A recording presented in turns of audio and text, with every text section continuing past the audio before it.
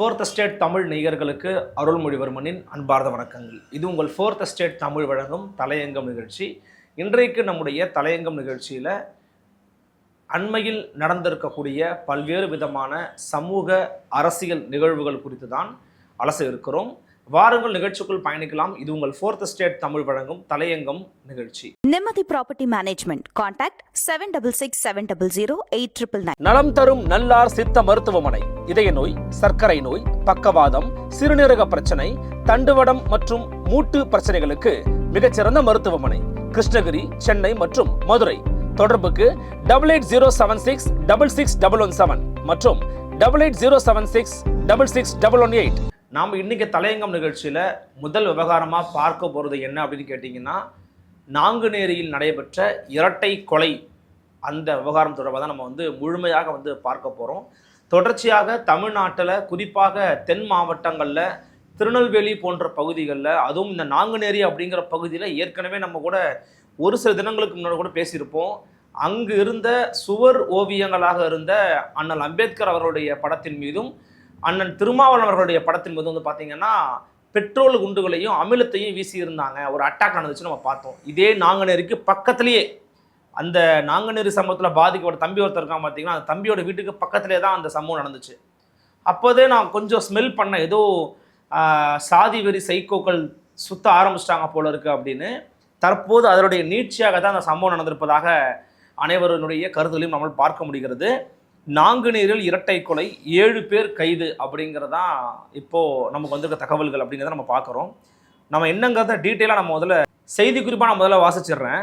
திருநெல்வேலி மாவட்டம் நாங்குநேரி அருகே மர்ம கும்பல் பெட்ரோல் குண்டுகளை வீசி 2 பேரை வெட்டி கொன்றதுடன் 6 பேரை வெட்டி காயப்படுத்திய சம்பவம் தொடர்பாக 7 பேரை காவல்துறை கைது செய்தது. நாங்குநேரி அருகே உள்ள பெரும்பத்து கிராமத்தை ஒட்டி நாங்குநேரி ஏர்வாடி சாலையில் உள்ள தேநீர் கடையில் திங்கட்கிழமை இரவு 7 மணிக்கு சில பேர் தேநீர் குடிச்சுக்கிட்டு வந்திருக்கிறாங்க. அப்போது அங்கே இருசக்கர வாகனத்தில் ஒரு மர்ம கும்பல் திடீர்னு அந்த தேநீர் குடிச்சுக்கிட்டு இருந்த நபர்கள் மேலே பெட்ரோல் உணவு தூக்கி வீசுகிறான்.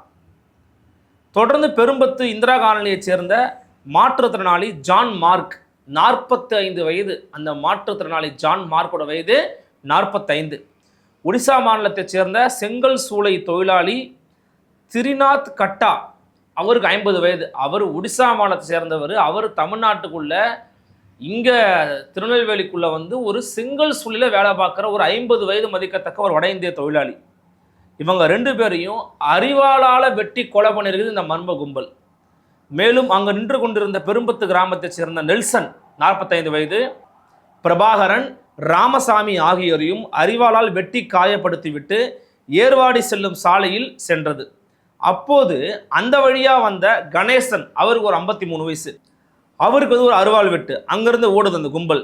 மேலும் கோதைசேரி வழியாக கடம்போடு வாழ்வு அப்படிங்கிற இடத்த நோக்கி அவங்க நகர்ந்துக்கிட்டு இருக்கும்போது இருசக்கர வாகனத்தில் வந்துக்கிட்டு இருந்தார். அவர் பேருக்கு பார்த்தீங்கன்னா புளியங்குளத்தை சேர்ந்த சசிகுமார், அவருக்கு ஒரு 45 வயது, அவருக்கு ஒரு அருவாளால் ஒரு வெட்டு. அதுக்கப்புறம் அவருடைய இருசக்கர வாகனத்தை திருடிட்டு போயிருது இந்த கும்பல். கடம்போடு வாழ்வு ஊருக்கு வடபுறம் களக்காடு நோக்கி செல்லக்கூடிய சாலையில் இரவு 7:30 மணிக்கு வந்த அந்த கும்பல் அந்த வழியாக இருசக்கர வாகனத்தில் வந்த சிலரை அறிவாளால் வெட்ட முயன்றது. ஆனால் அவர்கள் உயிர் தப்பினர். பின்னர் அந்த கும்பல் களக்காடு நோக்கி கிராமப்புற சாலை வழியாக தப்பிச்சு ஓடிட்டாங்க. இதுதான் நடந்த சம்பவமாக காவல்துறை கொடுக்கக்கூடிய நமக்கான செய்தி குறிப்பு. இந்த மாதிரி பண்ணிட்டாங்களே படுபாவி பசங்க, இது நாங்கள் சும்மா விடமாட்டோம் அப்படின்னு கூச்சல் போட்டு அங்கே இருக்கிற எல்லா மக்களையும் வரவழைச்சு அங்கே இருந்த இந்திரா காலனியை சேர்ந்த அந்த மக்கள் பார்த்தீங்கன்னா திங்கட்கிழமை நடு இரவுலேயே பார்த்தீங்கன்னா உடனடியாக சாலை மறியல் ஈடுபட ஆரம்பிச்சிட்டாங்க. உடனடியாக தென்மண்டல ஐஜியான விஜயேந்திர பிதரி, டிஐஜி சரவணன் மற்றும் மாவட்ட கண்காணிப்பாளர் பிரசன்னகுமார் ஆகியோர் பார்த்தீங்கன்னா சம்பவம் நிகழ்ந்த இடத்துக்கு நேரில் போய் விசாரணை பண்ண ஆரம்பித்தாங்க. இந்த கிராம மக்களோட இந்திய கம்யூனிஸ்ட் கட்சி, விடுதலை சிறுத்தைகள் கட்சி, தமிழ்நாடு ஒடுக்கப்பட்டோர் வாழ்வுரிமை இயக்கம் போன்ற இயக்கங்கள், அந்த கட்சியினுடைய தோழர்களும் பார்த்தீங்கன்னா மக்களோட மக்களாக நின்று அந்த போராட்ட காலத்தில் கலந்துக்கிட்டாங்க. அதன் பிறகு சேரன் மாதேவியை சேர்ந்த சார் ஆட்சியர் ஆயுஷ் குப்தா பார்த்தீங்கன்னா பேச்சுவார்த்தை நடத்தினார். அதன் பிறகு சுமூகமாக முடிஞ்சு அவங்க கலைஞ்சு போயிட்டாங்க. அதன் பிறகு தான் செவ்வாய்க்கிழமை 7 பேரை அரெஸ்ட் பண்ணியிருக்கிறாங்க. தமிழ்நாடு காவல்துறை. இதில் யார் யார் அரெஸ்ட் பண்ணியிருக்கிறாங்கன்னா, நாங்குநேரி அருகே தென்னிமலை கிராமத்தைச் சேர்ந்த கண்ணன் 21 வயசு, அந்தோணி மைக்கேல் 18 வயசு, சுப்பையா என்கிற சுபாஷ் 19 வயசு, கல்யாணி 19 வயது, வள்ளியூர் பெரிய தெருவைச் சேர்ந்த உச்சுமகாளி என்ற மிட்டாய் 20 வயசு, நான்குநேரி அருகே நடுங்குளத்தைச் சேர்ந்த வசந்தகுமார் 21 வயது, நான்குநேரி நம்பிநகரைச் சேர்ந்த ராஜா 19 வயது. எல்லாருமே ரொம்ப ரொம்ப ரொம்ப ரொம்ப யங்ஸ்டர்ஸ். 19-20 வயசை தாண்டலை இவங்க எல்லாருமே. ஆகிய 7 பேரை தனிப்படை போலீஸார் செவ்வாய்க்கிழமை கைது செஞ்சுருக்கிறாங்க. இதில் தொடர்புடைய இன்னும் 2 பேரை போலீஸ்காரங்க தேடிக்கிட்டு இருக்காங்கன்னு சொல்கிறாங்க தகவல் கொடுத்த செய்தி குறிப்பு. இதை கண்டித்து தமிழ்நாட்டினுடைய பரவலான எல்லா விதமான கட்சிகளும், காங்கிரஸ் கட்சி, சிபிஎம், நாம் தமிழர் கட்சி, பாட்டாளி மக்கள் கட்சி, ராமதாஸ், திருமாவளவன் அவர்கள், தமிழக வாழ்வுரிமை கட்சி, எடப்பாடி பழனிசாமி அவர்கள், இப்படின்னு எல்லாருமே வந்து பார்த்தீங்கன்னா நீண்ட நெடிய அறிக்கைகள் விட்டுருக்கிறாங்க. இந்த சம்பவம் எதை உணர்த்துது அப்படிங்கிறத பற்றி இப்போ நம்ம பேசணும். இப்போ எதை உணர்த்துது? ஏற்கனவே திருநெல்வேலியில் தொடர்ச்சியாக இதை போன்ற தாக்குதல்கள் அரங்கேறி வருகிறதுங்கிறது எல்லாருக்கும் தெரியும். இதை பற்றி தொடர்ச்சியாக களத்தில் இருந்து செய்திகளை சமூகத்திற்கு வழங்கி கொண்டிருக்கக்கூடிய இந்தியன் எக்ஸ்பிரஸ் ஊடகத்தினுடைய செய்தியாளர் மரியாதைக்குரிய தினகரன் ராஜ் அவன் என்ன போட்டிருக்காங்க அப்படின்னு பார்த்தீங்கன்னா, நாங்குநேரி பெரும்பத்து சிக்கல் attack was a caste based crime in which MBC youths allegedly targeted people belonging to a BC community but ended up killing an SC man and a migrant worker and injuring around 6 others from 2 different BC communities.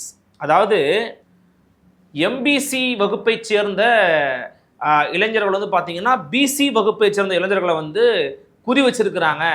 ஆனால் அதில் வந்து இறந்து போனது வந்து பார்த்தீங்கன்னா பட்டியல் சமூகத்தை சேர்ந்த ஒருத்தரும் ஒரு மைக்ரண்ட் ஒர்க்கரும் செத்து போயிருக்கிறாங்க. The accused allegedly intended to establish themselves as caste fanatic rowdies driven by caste pride.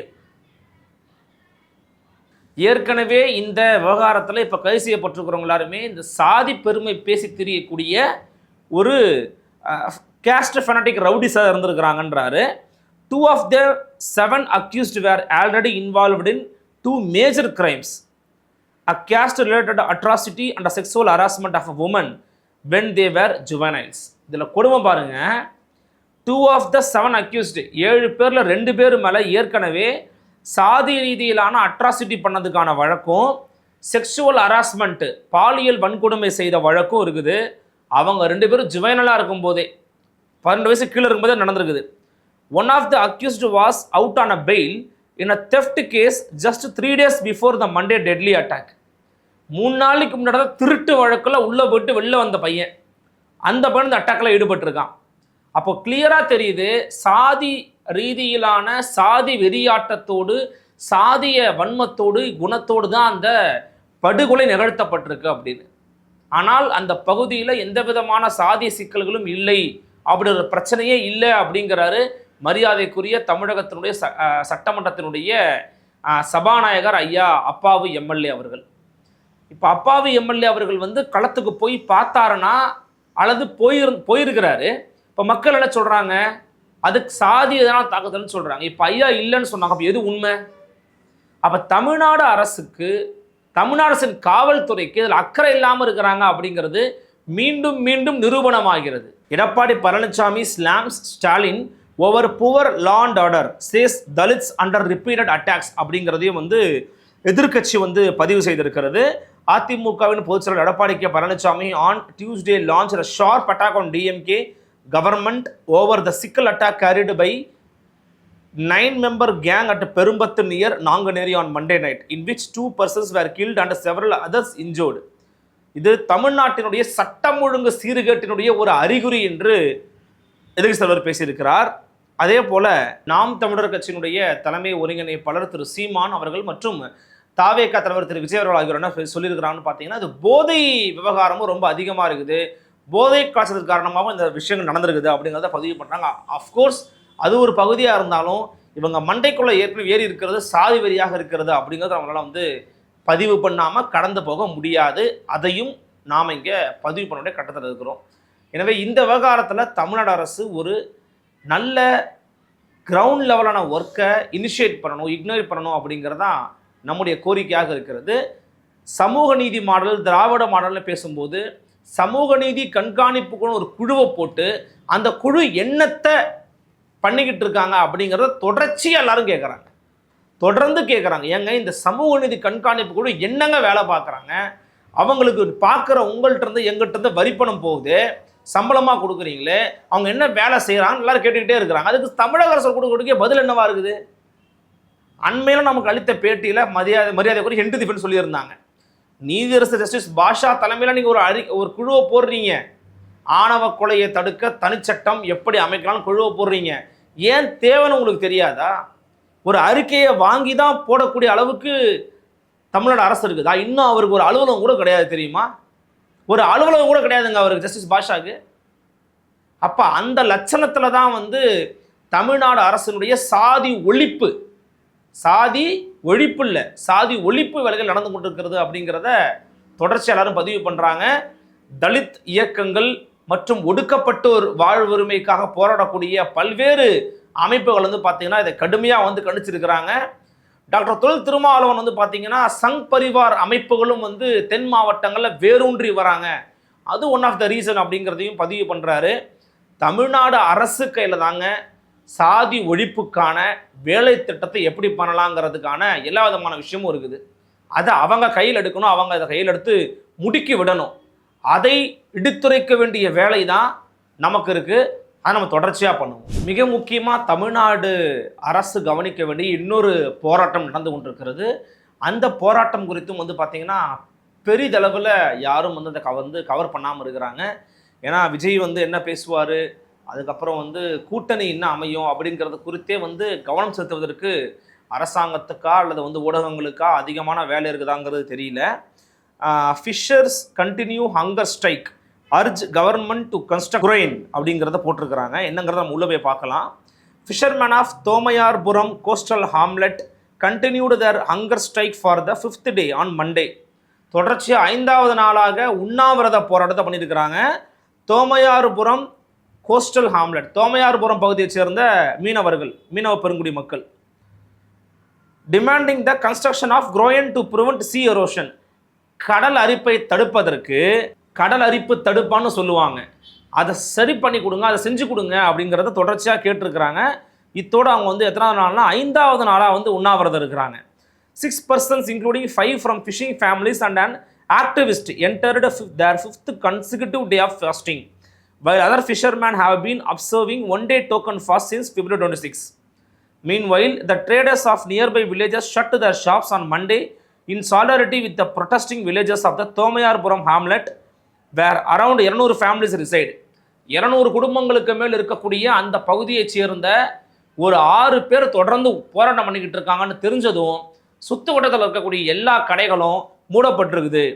Some of the protesters said the construction of a groyons in the neighboring shoreline villages has accelerated sea erosion in their hamlet. With the formation of a deep slope along the shoreline, we are unable to launch or retrieve our boats, unable to venture into the sea. Many fishing families have already left the village.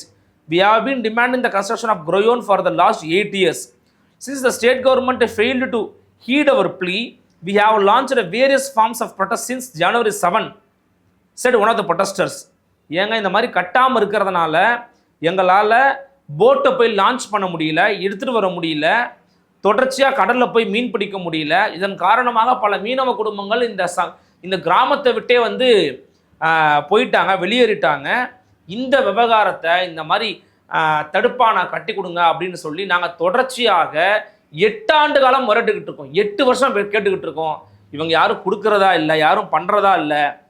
S Christy, a member of a fishing family, said that in the absence of groyon, submerged rocks have started resurfacing and that boats were getting damaged, leaving the fisherman injured.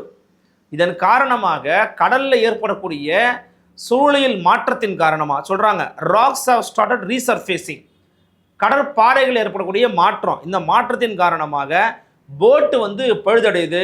போட்டு பழுதானா மீனவர்கள் காயமாகறதுக்கான எல்லா விதமான வாய்ப்பை உருவாக்குது. The sea erosion has severely affected our livelihood. We have not ventured into the sea for the past 40 days. 40 நாளாக நாங்கள் கடலுக்கு போகாமல் பசியோட பட்டினோட காத்துக்கிட்டு இருக்கோம். We held token protest on Jan 7 and began an indefinite protest on January 18 in various forms including begging protest. பிச்சை எடுக்கிற போராட்டம் நடத்திக்கிட்டு இருக்காங்க. பிச்சை எடுக்கிற போராட்டம் 5வது நடத்திக்கிட்டு இருக்காங்க. இதை விட என்ன தேவைன்னு எனக்கு எந்த முறையில் போராட்ட முடியும்னு எனக்கு தெரியல. Assembly Speaker Appavu and official visited our village and promised the construction of Groyon for our hamlet, but no steps were taken. ஏற்கனவே சொன்னாங்க, ஆனால் எதுவுமே செய்யல. We had planned to travel to Kanyakumari by sea and stage a black flag protest during the Chief Minister's recent visit, but police prevented us. நாங்கள் கன்னியாகுமரிக்கு முதலமைச்சர் வரும்போது கடல் வழியாகவே போய் கருப்பு கொடி ஆர்ப்பாட்டம் பண்ண போனோம், ஆனால் காவல்துறை தடுத்துட்டாங்க. Now we have no option but to continue our hunger strike till the state government announces the construction of Groyon. எங்களுக்கு வர வழி தெரியல, அதனால் நாங்கள் காலவரையற்ற உண்ணாவிரதம் இருக்க போகிறோம் அப்படிங்கிறத அறிவிச்சு பண்ணிக்கிட்டு இருக்காங்க. ஃபிஷரிஸ் டிபார்ட்மெண்ட்டோட அசிஸ்டன்ட் டைரக்டர் ராஜதுரையை வந்து இந்தியன் எக்ஸ்பிரஸில் வந்து அணுகி பேசுகிற போது என்ன சொல்லியிருக்கிறாங்கன்னா, நாங்கள் இதற்கான ஒரு 13.7 கோடிக்கான ப்ராஜெக்டுக்காக நாங்கள் வந்து ஒப்புதல் கேட்டு அனுப்பியிருக்கிறோம். ஆனால் இந்த ஃபினான்ஸ் டிபார்ட்மெண்ட் வந்து எங்களுக்கு இந்த அட்மினிஸ்ட்ரேட்டிவ் சாங்ஷன் இன்னும் வரல, அப்ரூவல் வந்த பிறகு நாங்கள் பண்ணுவோம், இந்த வீக்கில் வரும் அப்படின்னு சொல்லி பேசுகிறாங்களாம். இப்போ என்னென்னா 5-6 நாட்களாக போராடக்கூடிய இந்த மக்களை நேரில் போய் சந்தித்து பார்த்து, இல்லை இருக்காதீங்கம்மா, வேண்டாம்மா, பண்ணி கொடுத்துருவோம் அப்படின்னு சொல்லி அவங்கள அணுக்கமான ஒரு நபர்களாக மாற்றி அந்த மக்களுடைய வாழ்வாதாரத்தை பாதுகாக்க வேண்டியதுன்னு ஒரு அரசினுடைய கடமை. அதை பண்ணலையே இந்த அரசாங்கம். பிச்சை எடுக்கிற போராட்டம் நடத்திக்கிட்டு இருக்காங்க மீனவர்கள். எங்கே போய் சொல்லுவீங்க இதை? இப்போ போராட்டங்களை இந்த அரசாங்கம் வந்து ரொம்ப லெஃப்ட் ஹேண்டில் டீல் பண்ணுறாங்கன்றது வெளிப்படையாக தெரிகிறது. பரபரப்பாக ஓடிக்கிட்டு இருக்கிறது இன்னொரு பக்கம். எனக்கு என்னன்னா, இந்த அலையன்ஸை பற்றி நான் பேசக்கூடாதுன்னு சொல்லலை, பேசுங்க, ஆனால் ஒரு செய்தியாக போட்டு போங்க. நேற்று ஒரு இடத்துல ஐயா செல்ல பிறந்தங்க சொல்கிறாங்க, ஏங்க பின்னாடியே வரீங்க, வண்டி பின்னாடியே, நான் சொல்கிறேங்க போங்க அப்படிங்கிறாரு. கத்திரிக்காய் முத்தனா கடத்தருக்கு வந்து தான் ஆகணும், உடச்சி தான் போட போகிறாங்க, வெளியில் தெரியத்தான் போகுது நமக்கு என்ன நடக்க போகுது அப்படின்னு. அப்போது இந்த அலையன்ஸு வந்து தொடச்ச ஒரு பேசுபொருளாக மாறிக்கிட்டு இருக்கு. பேசிகிட்டு இருக்கிற நேரம் மணி சாயங்காலம் 6:30 மணி, இன்றைக்கி 4ஆம் தேதி முடிஞ்சிரும்னு சொல்கிறாங்க. முடியாட்டி நாளைக்கு முடிய போகுது, அதை பற்றி பிரச்சனை கிடையாது. ஆனால் இந்த நேரத்தில் திமுகவுக்கு உள்ள சில மூத்த தலைகளை 2026 தூக்கி ஓர வைக்க போகிறாங்கன்ற செய்தி வந்துருக்குது. இந்த மூத்த தலைகள்லாம் யார் யாருன்னு பார்த்தீங்கன்னா, அமைச்சர்களாக இருக்கிறாங்க, சில பேர் எம்எல்ஏக்களாக இருக்கிறாங்க. அவங்களுக்கெல்லாம் இந்த 2026 சீட்டு கிடையாதுப்பா, பார்த்துங்கப்பா, வேலைக்கு ஆகாதுப்பா அப்படின்னு சொல்லியிருப்பதாக தகவல்கள் கசிந்திருக்கிறது. அதில் குறிப்பாக பல ஸ்டார் மினிஸ்டர்ஸ்லாம் இருக்கிறாங்கங்க. இவங்களுக்கெல்லாம் சீட்டு இல்லைங்கிறாங்க இந்த முறை. குறிப்பாக யார் யார் அப்படின்னு பார்த்தீங்கன்னா, ஏன்னா இந்த முறை உதயநிதி ஸ்டாலின் தலையெடுத்துட்டாருங்க. அவர் சொல்கிறவர் தான் இனிமேல் வேட்பாளர். இளைஞரணி கை காட்டுறவங்க தான் வேட்பாளருங்கிற நிலைமைக்கு வந்து போயிருச்சு. கிட்டத்தட்ட தன் கையில் திமுகவை ஒட்டுமொத்தமாக கட்சி ரீதியாக தன் கைக்குள் கொண்டு வந்துட்டாரு. நிழல் அதிகார மையமாக இன்று தற்போது கட்சியில் இருப்பவர் உதயநிதி ஸ்டாலினும் சபரீசனும் தான். முதலமைச்சர் மு.க. ஸ்டாலின் அவர்கள் வந்து பார்த்தீங்கன்னா சீனியர்ஸை மட்டும் தான் டீல் பண்ணிக்கிட்டு இருக்கிறாரு. அதில் பல சீனியரை உதயநிதி ஓரம் கட்டிட்டாரு அப்படிங்கிறாங்க. இந்த முறை கண்டிப்பாக யாரெல்லாம் இருக்காதுன்னு சொல்கிறாங்கன்னா, ஐயா ரகுபதி, அப்புறம் அமைச்சர் காந்தி, நாசர், துரைமுருகன், பொன்முடி, பெரியசாமி, KKSSR ராமச்சந்திரன், முத்துச்சாமி, அனிதா ராதாகிருஷ்ணன், ராஜகண்ணப்பன், கயல்விழி செல்வராஜ், இவங்களுக்கெல்லாம் இந்த முறை சீட்டே கிடையாது அப்படிங்கிறதுல ஒத்த காலில் நிற்கிறாங்களாம் உள்ளுக்குள்ளே இருக்கிற இளைஞரணி நிர்வாகிகள் சொல்கிறாங்க. அதே போல் எம்எல்ஏக்கள் சில பேருக்கும் கிடையாது அப்படிங்கிறாங்க. அதில் வந்து பார்த்தீங்கன்னா, இதில் சில பேரை வந்து இப்போது ரெடியாகி ஒர்க் பண்ணிக்கிட்டு இருக்கிறாங்க. நான் பேர் தெரிஞ்சவங்க பேர்லாம் சொல்கிறேன். இப்போது ஜோசப் சாமுவேல் அம்பத்தூர், அவருக்கு சீட்டு கிடையாது. மாதவர சுதர்சனம் சீட்டு கிடையாது. எபினேசர், ஆர்கே நகர் எபினேசர் சீட்டு கிடையாது. RD சேகர், இந்த பேரை கேள்விப்பட்டிருப்பீங்க, அதனால் அவருக்கு சீட்டு கிடையாது. வில்லிவாக்க வெற்றியழகன் சீட்டு இல்லை. எழும்பூர் பரந்தாமனனுக்கு இந்த முறை சீட்டு இல்லைன்னு சொல்கிறாங்க. ஆனால் எந்த இடத்துல போய் நிற்கிறாரு அல்லது நிற்க போகிறாரா அல்லது எப்படி பண்ண போகிறாருங்கிறது தெரியல. ஏன்னா வந்து அவர் ரொம்ப நெருக்கமாகத்தான் இருந்தார் உதயநிதி அவர்களுடைய டீமுக்கு. அதன் பிறகு ராயபுரத்தில் மூர்த்திக்கு சீட்டு கிடையாது. இந்த முறை ராயபுரத்தில் திமுகவில் இருக்கக்கூடிய சுற்றுச்சூழலுடைய பொறுப்பில் இருக்கக்கூடிய மரியாதைக்குரிய பழ செல்வகுமார் அவர்களுக்கு தான் சீட்டுன்னு நினைக்கிறேன். அவர் தான் அங்கே வந்து பயங்கரமான வேலையெல்லாம் பார்த்துக்கிட்டு இருக்கிறாரு. ராயபுரம் தொகுதியில் வேலை இப்போயும் ஆரம்பித்து ஓடிக்கிட்டு இருக்கு அவருக்கு. அண்ணா நகரில் மோகனுக்கு இந்த முறை சீட் இல்லை அப்படிங்கிறாங்க. தியாகராய நகரில் கருணாநிதி, விருகம்பாக்கம் பிரபாகர் ராஜா. ஆனால் பிரபாகர் ராஜாவுடைய பணிகள் என்ன, அவருடைய செயல்பாடுகள் என்ன அப்படிங்கிறது கடுமையான விமர்சனத்துக்கு உள்ளாகி இருக்கிறது. அதனால் அவருக்கு இந்த முறை இல்லைங்கிறாங்க. மயிலாப்பூரில் வேலு அவர்களுக்கு இல்லை. குடியாத்தம் அமுலு, ஆம்பூர் ஏசி வில்வநாதன், கீழ்பண்ணாத்தூர் பிச்சாண்டி, செஞ்சி மஸ்தான் ஐயாவுக்கு இந்த முறை இல்லை. ஸ்ரீரங்கம் பழனியாண்டி, துறையூர் ஸ்டாலின்குமார், கடலூர் ஐயப்பன், பூம்புகார் நிவேதா முருகன், தஞ்சாவூர் நீலமேகம், மானாமதுரை தமிழரசி ரவிக்குமார், ஆண்டிப்பட்டி மகாராஜன், அப்துல் வஹாப் அப்படிங்கிறவர் பாளையங்கோட்டை, விளாத்திக்குளத்தை சேர்ந்த மார்கண்டையன், ராஜபாளையத்தை சேர்ந்த தங்கப்பாண்டியன். இவங்களுக்கெல்லாம் இந்த முறை சீட்டு இல்லை அப்படின்ற ஒரு தகவல் வந்து வெளியாகி இருக்கிறது. இவங்களும் வந்து பார்த்தீங்கன்னா ஒரு மூட் அப்செட்டில் தான் இருக்கிறாங்கன்னு சொல்கிறாங்க. இந்த விவகாரம் திமுக கட்சிக்குள்ளே வந்து ஒரு ரிவைவலை கொடுக்குங்க, ஒரு மறுமலர்ச்சியை கொடுக்கும். எல்லாம் புதுசாக நாட்கள் உள்ளே வருவாங்க, ஒரு மறுமலர்ச்சி இருக்குன்றாங்க. இல்லைங்க, அவங்களாம் ரொம்ப நல்லா வேலை பார்த்தவங்களுக்கு இன்னொரு சீட் இல்லையா அப்படிங்கிற ஒரு தொய்வும் இருக்குது, ஒரு கோபம் இருக்குது, ஒரு ஆற்றாமல் ஒரு ஆதங்கமும் இருக்குது அப்படிங்கிறதையும் சொல்கிறாங்க. எதை எப்படி கொண்டு போக போகிறாங்க அப்படிங்கிறது நமக்கு தெரியல. இவங்க நாங்கள் 2000 கொடுக்குறோம், 1000 கொடுக்குறோம், 5000 கொடுக்குறோன்னு எல்லாத்தையும் சொல்கிறாங்க. கட்டாயமாக ஜெயிச்சிருவாங்க, ஜெயிக்கிறனால சீட்டு கொடுக்காமல் விட்டுறாங்களே அப்படின்னு ஒரு பக்கம் இந்த வெளியே போனவங்களுக்கு ஒரு பக்கம் மனசில் இருக்குது. இன்னொரு பக்கம் ஏங்க இதெல்லாம் கொடுத்தாலும் ஜெயிக்க முடியுமான்னு தெரியல, அதனால தான் உங்களெல்லாம் நாங்கள் ஓரம் கட்டி காசு இருக்கிற, பணம் இருக்கிற, அதிகார பலத்தை எப்படியாச்சும் அடைஞ்சிடலான்ற பேக்ரவுண்ட் இருக்கார்கள் கொடுக்க போகிறோன்னு சொல்கிறாங்க. திமுக தலைவர் ஒரு பக்கம் பேசிக்கிட்டு இருக்கிறாங்க. ஸோ எது எப்படி போக போகிறது அப்படிங்கிறத பொறுத்து வந்து தான் பார்க்கணும். இந்த விவகாரங்கள் குறித்து உங்கள் எண்ணங்களை என்ன அப்படிங்கிறத கமெண்ட் செக்ஷனில் பதிவு பண்ணுங்கள். மற்றும் ஒரு தலையங்கம் நிகழ்ச்சியில் மற்றும் ஒரு செய்தியில் சந்திக்கிறேன். நன்றி, வணக்கம்.